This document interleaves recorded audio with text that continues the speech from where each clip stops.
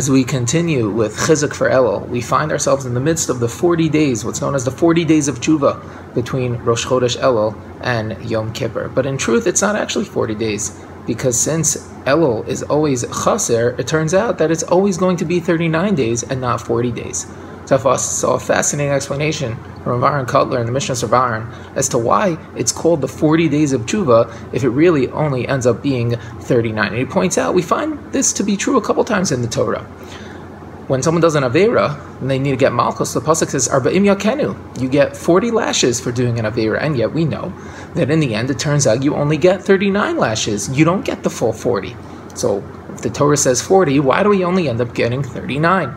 As well, in the Midbar, Klal Yisrael were punished for the Chet HaEgel, for the Chet HaMaraglim. They're told that they are going to die 40 years. They'll be in the Midbar for 40 years, and every year they are going to go to sleep in their graves, and they're going to wake up. Some will wake up in the morning, and some won't. They're supposed to die for 40 years, but it turns out that they actually only end up dying for 39 years. And in the end, the 40th year, nobody dies. So what's going on over here? Why does it say that they're going to die for 40 years if they only end up dying for 39?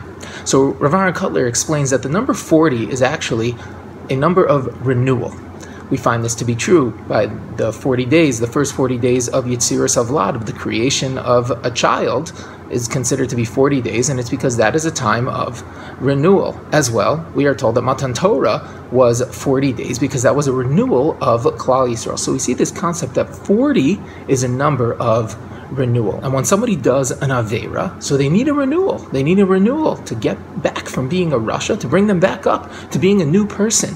So that's why they should really need 40 lashes to get them that renewal to no longer be a Rasha. And yet, explains Rav Cutler, that they really only need 39 because they didn't do the Aveira fully, because everyone has that Pintel Yid inside of them. They all have that part of them that didn't really want to do the Aveira. And since there's that small part of them that didn't really want to do the Aveira, they don't need an entire renewal of their person. It's not the entire person that needs a renewal. They're not a complete Rasha. There's some part of them that doesn't need a renewal, and that's why it's only 39. The same thing with Klal Yisrael. Yeah, they sinned, they did a bad sin, and they needed a renewal, but they didn't need a complete renewal because part of them didn't really want to do the Aveira that they did, and therefore they only needed 39 years of death and not 40 years of death. And the same thing is true with us when it comes to the tshuva of Elul and Rosh Hashanah and Yom Kippur. We need a renewal. We definitely need a renewal. We all need to be doing tshuva. But we don't need a complete renewal entirely, because each and every one of us, no matter how far we've fallen and no matter what Averas we've done, we all have that Pintel Yid inside of us that didn't want to do the Aveira each time. We didn't really want to be doing the Aveira. Deep down inside, we wanted to stay connected to a Kadosh Baruch Hu.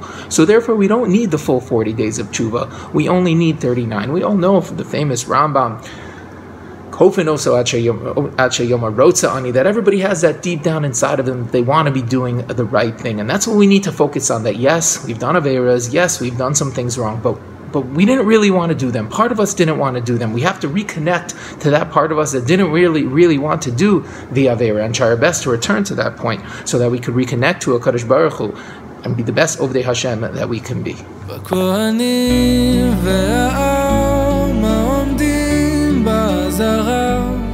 כשהיו שומעים את שם השם המפורש יוצא מפי, כהן גדול היו קוראים, משתחווים ונופלים על פניהם.